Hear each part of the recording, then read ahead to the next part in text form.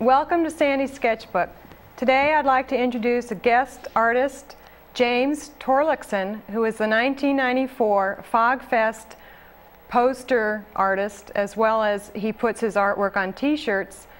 And I'd like you all to, as well as myself today, sit back and get comfortable and learn as much as we can about his art. He is a watercolorist and he teaches as well at the college level. Let's enjoy learning today from James. And this is James.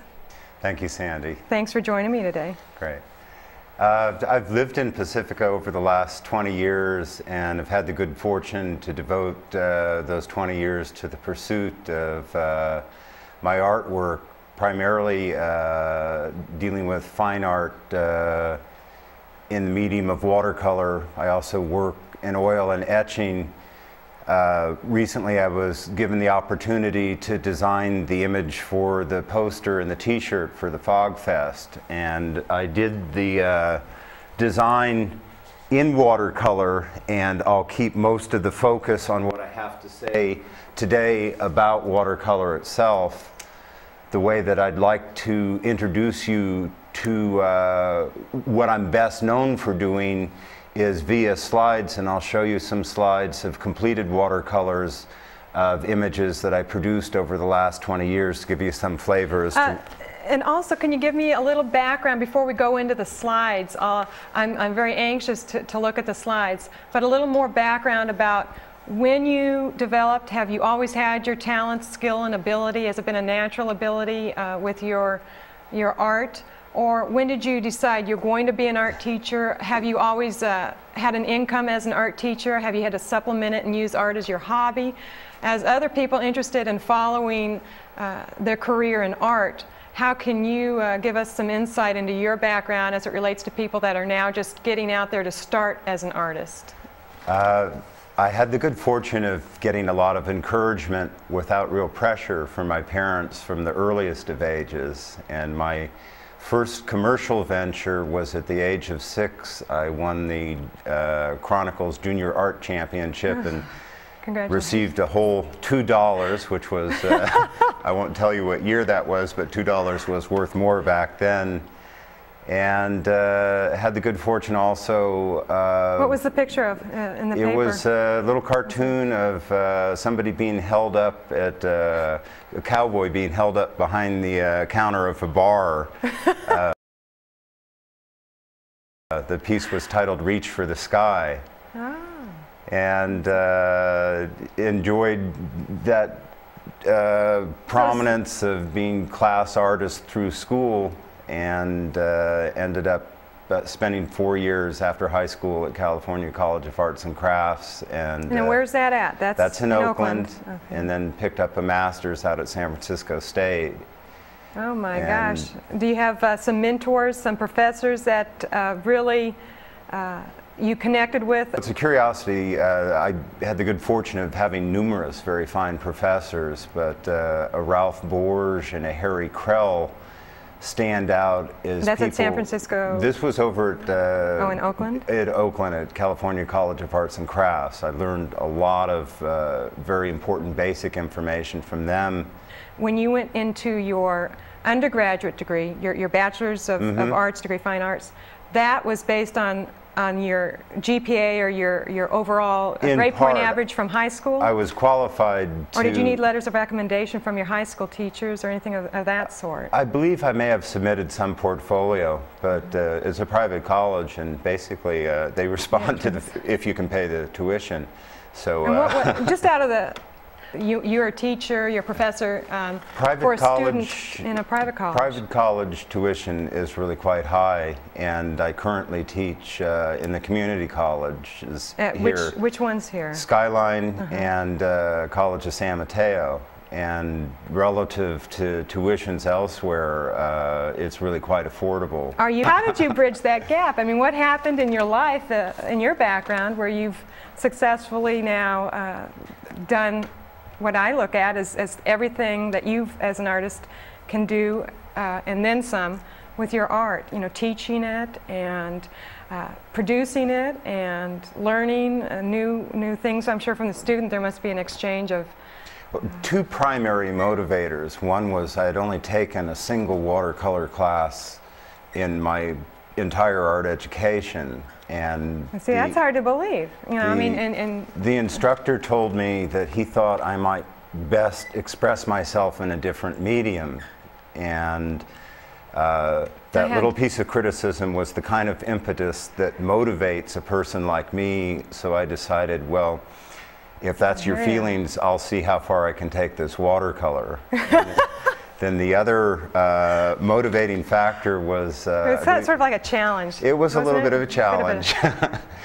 And there was a job that I took, I think, between my sophomore and junior years in undergraduate school, where I was working as a mail directory assistance operator for the telephone company.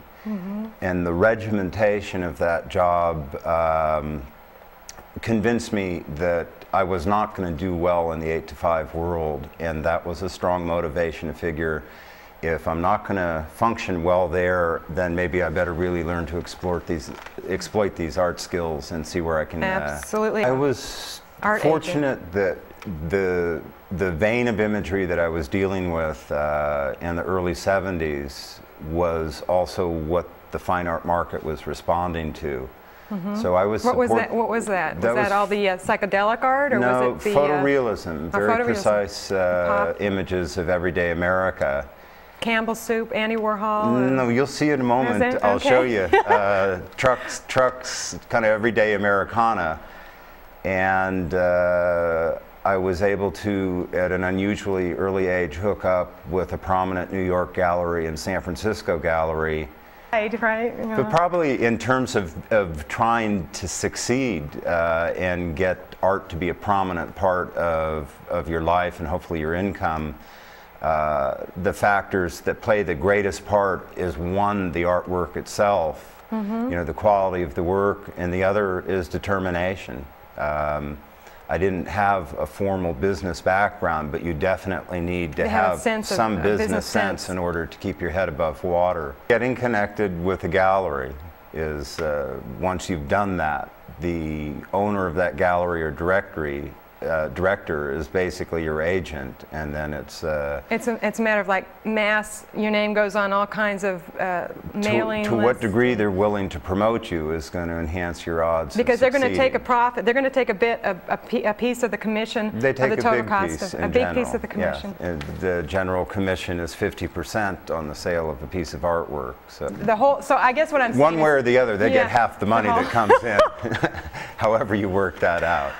Learning to deal with your taxes is a big part of succeeding economically if you're going to deal with the artwork for a profession. Your gallery.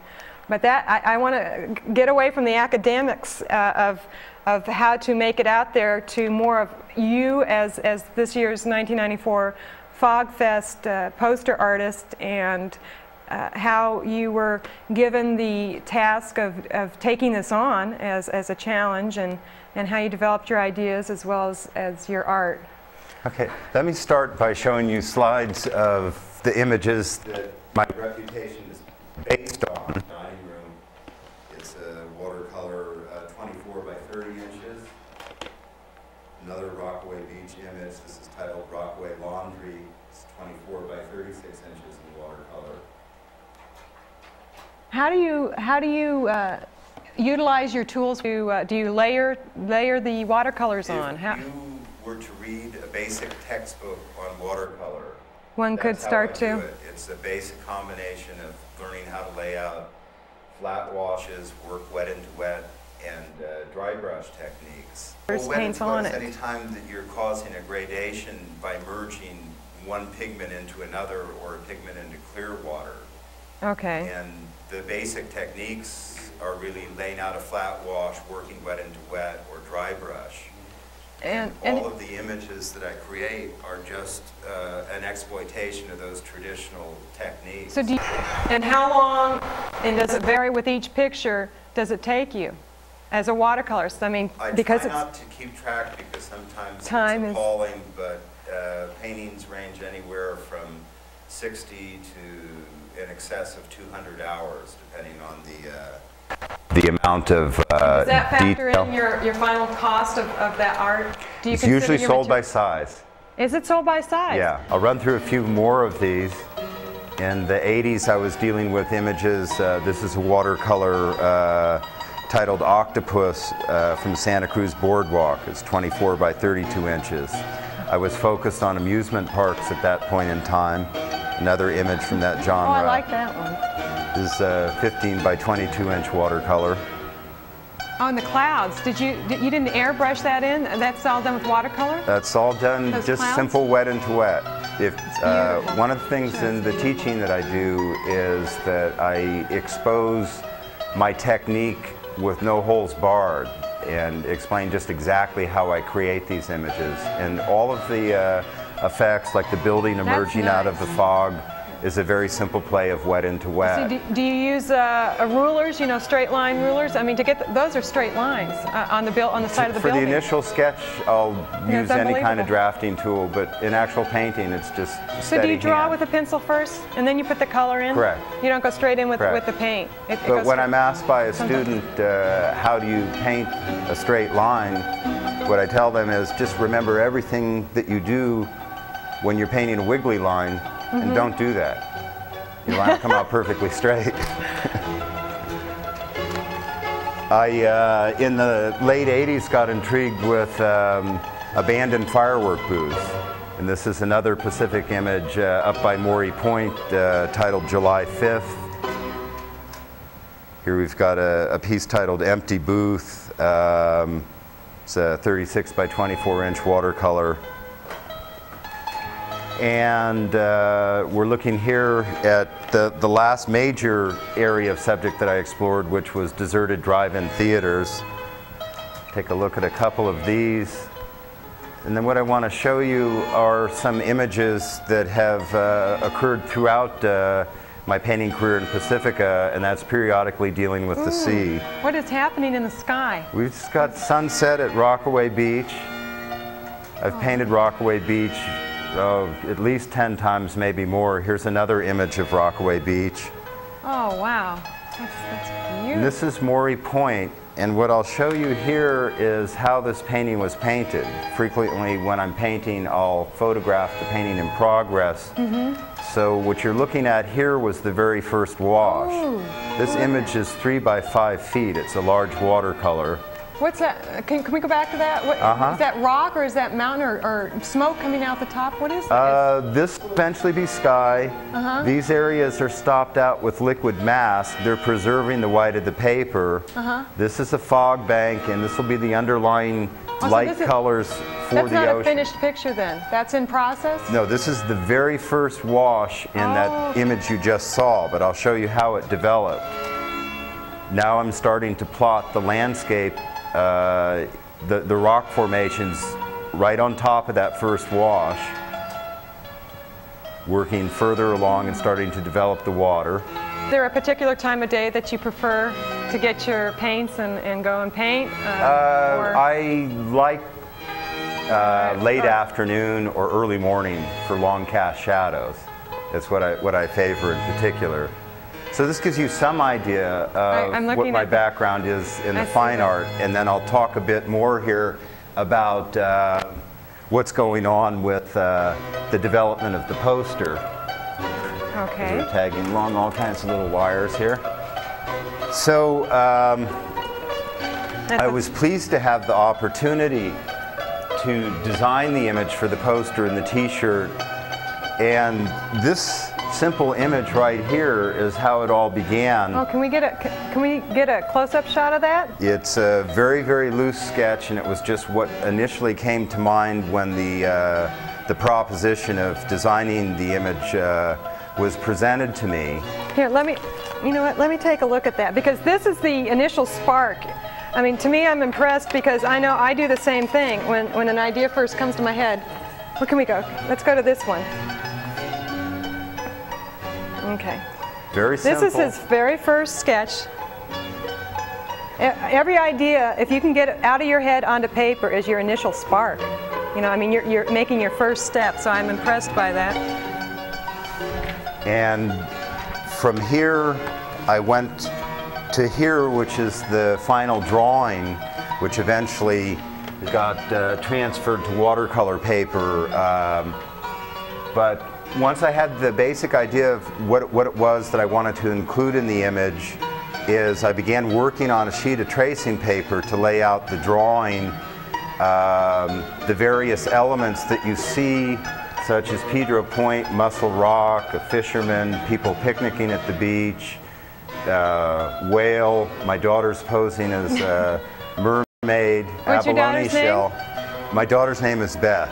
This is her Beth? second shot at being a poster girl. She was, had the opportunity when I designed a poster for the San Francisco Art Festival a number of years ago. Oh, now what was that for promoting a museum opening, or what was Just their annual festival.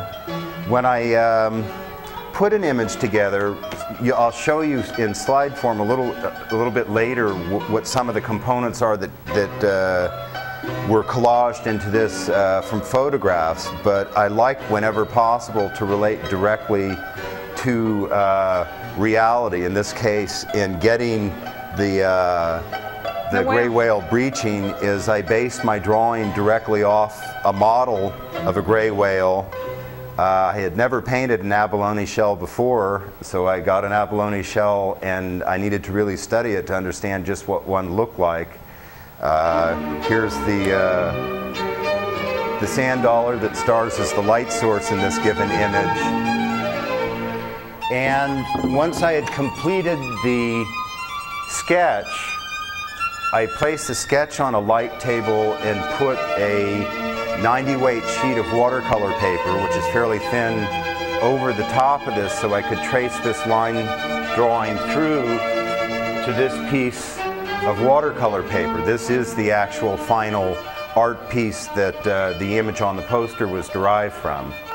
And then outlined the basic contour of forms and began applying the watercolor to bring the image up to this level. And I'll go back to... What a difference, what a jump. It's really transformed sort of emotionally for me now that the color has been added to the line, the strong line. Did you simplify, for example, the abalone shell? You know, did you look for characteristics that were strong, that you symbolically, like a logos, you know, that symbol, that you symbolize it in its most clear, simplest, you know, readable form, or did you... There's a little exaggeration of the elements that characterize an abalone shell, that kind of iridescent color.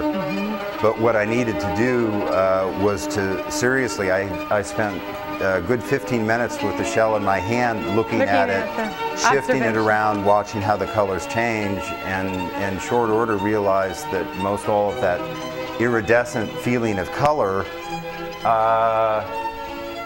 comes from pure, cool colors. So a choice of red would be alizarin crimson, a choice of green or blue would be phthalo.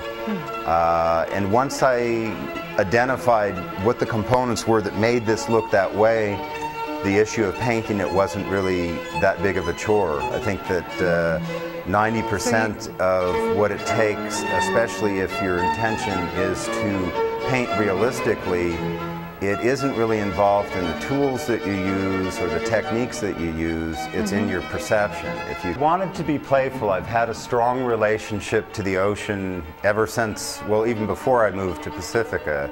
Where did you live before? In Daly City, and going back in the early 60s, getting trashed on tire tubes in the surf out there, then surfing from the mid-60s, and fishing when my daughter was younger, taking her to the beach, building sand castles. So when I was presented with the opportunity of designing the poster for the Fog Fest, what I wanted to do was to create an image that celebrated the gifts of the sea. So you've got that wave, not really naturally, kind of unnaturally coming right out the center, and she's like exploding right out the middle at you. I told my daughter, and you'll see in a moment, I'll show you the slide where she posed for this, is I asked her to come up with this gesture where she's bestowing the gifts of the sea to us. to us that are here to enjoy them. And she has a fin. I don't know if they can see that. Yeah, she is a mermaid here. She's a mermaid but in in there. real life, she has legs just like everybody else. So I'll shift for a minute and show you where some of the components that that make up this image came from. Okay, because I want to hear you share again. You shared this earlier with me today on the sand dollar.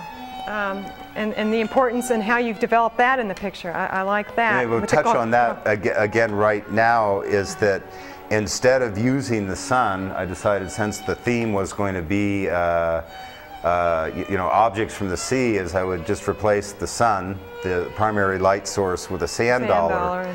But each object that is in the image is bathed in light. The play of light and shadow corresponds to this being the light source. So you've got the shadow up here, over here, down on this side, so that as much playfulness is going on in the image as fantasy, there's still an air of reality because things are coordinated by a single direct source of light as the sun would shine on any given day. We've just taken things off into more of a fantasy direction.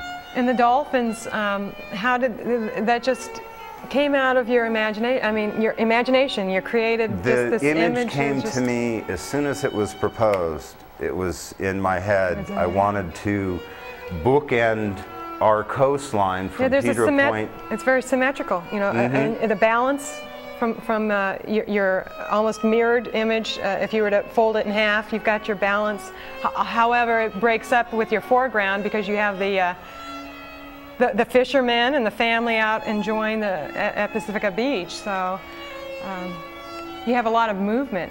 You know, there's a lot of movement in there. It certainly I wanted the feeling of that wave coming out towards, and then my daughter, the mermaid, bestowing the gifts, emerging out of that.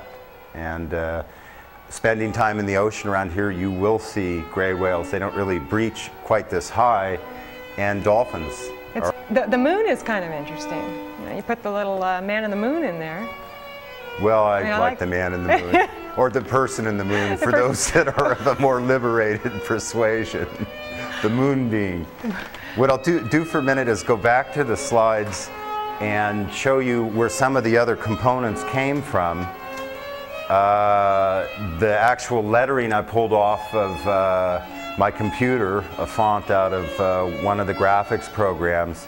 But I chose, so that I could get the lettering sized exactly to the image, to actually take a slide of the lettering so that I could project the lettering onto the image and move the projector back and forth to get the precise size. Okay. And then just looking at some of the other components, this was a gentleman that was kind enough to pose for me at Lindemar Beach. I wanted a fisherman, so I went and found one. I borrowed from photographs I'd taken at Santa Cruz some umbrellas and this little grouping from the beach at Santa Cruz. Photographed Pedro Point, which is truly one of the most magnificent pieces of rock and landscape I've ever seen. I've been to other places on the planet, and one of the things that's amazing about Pacifica is that it has the beauty that you know, you can travel a great distance and not match it. And then photograph the northern bookend of our coastline, Muscle Rock, so that in the image, though I'm illustrating it in somewhat of a fantasy graphic manner, I'm still basing things off of reality. For me, that's always important, is to find out what's really there, and then I'll decide how I want to play with it. That's the creative process. That's what makes a piece of work creative. It's a creative There's my daughter Beth cooperating. I got up on a ladder so I could get kind of a down shot on her. Okay, and how old is Beth? Beth is 11. She must be very proud that she's in this year's 1994 Fog Fest poster and T-shirts. Yeah, she's happy about that. She was a good model. She wanted to know how much she was going to get for it. I said, you'll get a T-shirt. Did she get some of the... And dinner. This is the very beginning of the development of the watercolor on that piece of paper that you see as the final product. The kind of orange-colored substance that you see is liquid mask that is protecting the white of the paper. It's also been painted over the letters and the beach ball and some of the other components that need to be light in the end product in the sky. But to get this very fluid, amorphic wash in the sky, I needed to paint very quickly, so I protected the areas that were vulnerable. At this stage, you can see I've removed the mask so that the elements of the lettering, the whale, the stars are still wide open to be painted into, and started developing the wet into wet washes, which comprise the fog bank. And at this stage of the game, it looks like I've started moving into the beach balls and some of the development of the sand and the wave that's starting to emerge out of the fog bank. Going further along, Beth's been developed, the fishermen and the beachgoers are developed, and then I finally came to the challenge of dealing with the whale and the porpoises. And the thing all the way through that I wasn't quite sure how to paint, and I knew it was, because I placed it so centrally, I didn't want to blow it, was the abalone shell. But I finally got to that, and I figured, even though I didn't know how to paint it, being that I wasn't at that part of the painting yet, I wasn't going to worry about it. But what's guided me through painting almost anything that I've ever approached is going directly to the source of reality, in that case, that shell. Studying and really studying it and just kind of making a calm observation, realizing that if you don't get swayed by the stereotypical complexity of certain forms like reflections or iridescence. Because it can be very intimidating to try and paint that. It's just information. If you can put your mind into a position of going, I'm just going to open myself up to receive the light that's reflected off this object and understand it. Basically, the shell will tell you how to paint it. And that's how I approach most things. It's like a communication, it's a two-way communication. A little bit of Zen, but it's definitely keeping your channels open and your preconcepts about things pushed down to a very minimum so that you actually receive the information from reality. Do you have to block, do you feel that it's so focused that you just, everything else is background? You just, it's kind of a very intense focus, and it starts to translate and it becomes so clear that you just immediately when I need put it that down? kind of concentration, it's almost like a meditation in terms of very directly being in focus with a given object. And at other times when I'm painting, and this isn't the kind of thing that Gertrude Stein wrote about in her romantic notions of what artists were, but sometimes I have television on in the background as kind of visual muzak. So that there's different levels of concentration that I need as I'm painting. But your work is delicate as a watercolorist, because you pointed out as well, if you sneeze or if there's coffee or anything nearby, I mean, the image, it's got to start over. It's extremely vulnerable. Any form of moisture that gets on it. A real fragileness about watercolor art.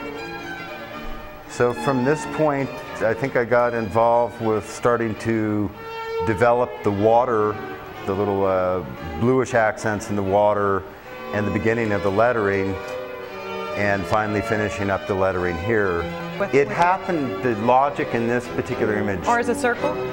I knew that the most difficult passage in creating the image was going to be this wet into wet, the soft gradations that occurred in the sky, so that all of the different elements, the shifts in color and value in the sky, occurred in a single wash. It took probably... It's pretty bold to have the beach ball right up there like that, coming off the why paper. Not? You know, somebody just hit really that one bold. a little higher than usual.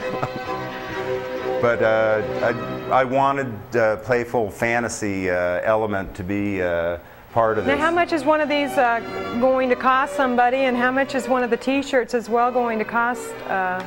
You know, I don't know the exact pricing because that's being... Is that negotiated right now? Well, I imagine the people running the festival know, but I don't have any direct relationship to that. But can we find this image in stationaires? You know, like you have a lot of things at your fingertips that you can take with this image now, and for the most part, I've turned this over to the. So do you lose committee. Your copyright to it? Oh and no, say I that's never it? ever lose copyright. One of the things I learned a long time ago is I always retain copyright, and I license the use of the image.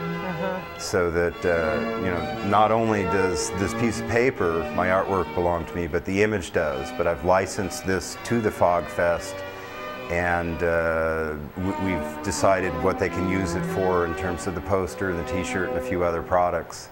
And I'm sure... That's an important point to bring out, because the audience, people in the audience that want to be artists should know that they have to protect their art and the originality, because it can be copied and it can be imitated or duplicated, but it has to be the copyright, meaning you own it, it's your original idea, nobody else can take off. Even when you sell a painting, you retain the copyright. The client who purchased the painting owns the artwork, but you own your own image. And unless you've purposefully signed off your rights to... I mean, in the music industry, doesn't that happen where a singer says, hey, that's my song you took, and they're suing each other because they're saying... Well, the music industry is much better organized than artists in general are, as a group, among the least organized beings on the planet, so that there's not any kind of union or guild that holds them together in a legal sense. But the simplest move that you can make on a piece of artwork, and I did it here, normally on a fine art painting such as the slides I showed you of the trucks and whatnot, is I'll actually write the copyright insignia on the back of the painting instead of on the front. Where is your signature in It's running vertically right down here. And but it's a good idea to go to the effort of simply drawing the circle with the C in it and the date, and all that does is establish your intent for copyright, so that unless you somehow sign that away in a contract, you forever own the image, even if somebody else owns the painting. It's a good idea to sign your artwork. After all, you did it. I've had the good fortune over the years of having my galleries handle most all of the framing considerations, so that I haven't had to outlay that money for it. But definitely the air of formality that a painting takes on once it's properly framed is... well, it adds into the overall cost as well. It adds into the cost, but it also sets up a presentation that is much more conducive for a sale. And how do you feel about people's criticism of your artwork? I mean, was this critiqued by the jury that had you do this for them? Or, I mean, what if they were to say, did they work, how closely was they working with you? Did they just say, do it for us? The initial arrangement was I had free license, and then to do whatever I wanted, which is what I was going to do anyway. And in the end, they decided that they wanted to have some element of approval on it. And because you didn't have to show them 4 samples, like, do you like this picture, this picture, this picture, or this? No, if you can remember going back from the simplest sketch, is I cannot afford to waste the time in mocking up a bunch of different images. I knew, they asked me to do the image. And you knew what it was. Instantly, something came to me, and that's what I was going to do. And I told them that they're going to just have to trust my judgment as an artist. I mean, you asked me to do this, so I'm going to do it my way. And in the end, they were happy with the result. But as far as dealing with criticism, which is something that all artists must confront, the attitude that I have, and I've had the most positive of reviews over a period of time, and some negative reviews. And it helps if you have a somewhat thick skin. But ultimately, to get any reaction is a sign of success in terms of your imagery. I mean, somehow from within you, you've conjured up this statement about yourself, And Right. the only thing that would ever upset me is if somebody ignored it. If they love it, great. If they hate it, great. And if they write, you know, I've had a fair amount of art criticism come out in magazines and newspapers. Did you bring any today that No, we could bring a whole little stack, but then the bottom line there is, do they spell your name right? It doesn't matter what they say, but if they spell your name right, that's what people remember in the long run.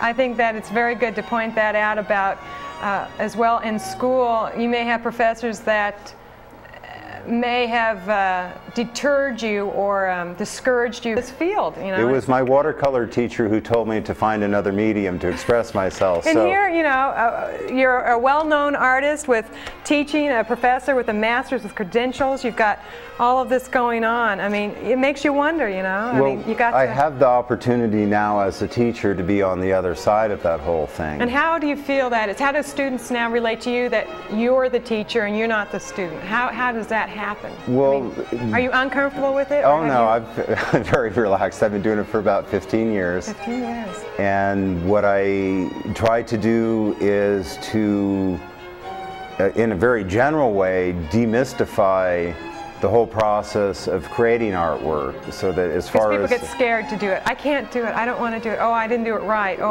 mine's going to look ugly. It's just not going to be right. Is that, you know, you mean taking the initial fear out of just jumping in and doing it? Trying to tune them that at least initially that process is more important than product. Yes. And then I do have, in all due modesty, impeccable technique. Yes, But I you do. don't secret any of that technique from my students. I show my students exactly how I go about making a piece of artwork, whether in the format of slides of works in progress, or I demonstrate those basic techniques, so that the information that it takes to weave an image together is plunked right in front of them. How do you advance your students to be able to earn a living when they leave you with their degree? If a student indicates they have a desire to pursue the art professionally, I'll let them know how it was that I went about. Do you seek those students out and say, you know, hey Joe, hey Betty, you know, listen. They'll generally come to me. They come, okay. They'll come to me because I don't think that the success of an artist necessarily ought to be weighed by whether they pull income or able to support themselves from the work. I mean, it's the quality of the work. It's the quality of the work, and it's the internal experience that the artist is having. If that process of reaching in yourself. I think art is therapy.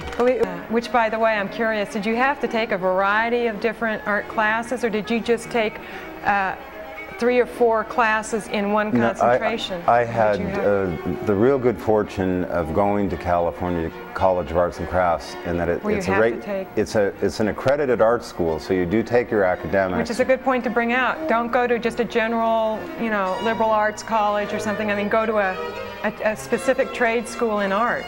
They were sensitive that the people that were there, their primary focus was art, but nonetheless you had to run through the academics.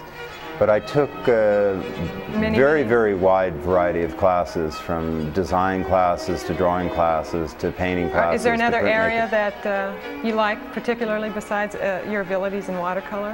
I mean, I'm very comfortable with working with oil on canvas, and also aqua tint etching is an area that... Now, I'm not familiar with that. Is that...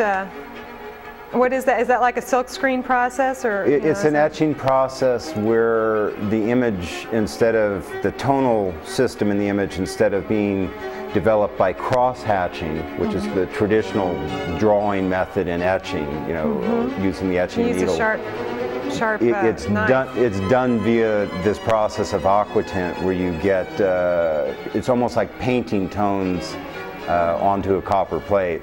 It would take quite a while to explain the process in detail. Well, overall, it's obvious that you have succeeded in a very powerful and fun and strong poster for this year's Pacific Coast Fog Fest. And it's informative, and your life has been quite colorful and very academic, but at the same time it looks like you're applying your art quite freely, and we appreciate having your art here with your slideshow presentation, which is very nice to have that as an avenue of watching and learning. Is there any closing comments or anything that you'd like to add towards the end of the show now to people out there, that where they can call you, or where they can go to school and get you for their instructor, or when your classes are, if they want to drop by? Don't call me at home, whatever you do. But I'm available at Skyline and at College of San Mateo on a regular basis for watercolor. And your art is going to be shown at Art Forms Unlimited this month. And the name of the gallery owner is? Lenore. And thank you very much, everybody. We've enjoyed having our guest artist today, James Torlakson.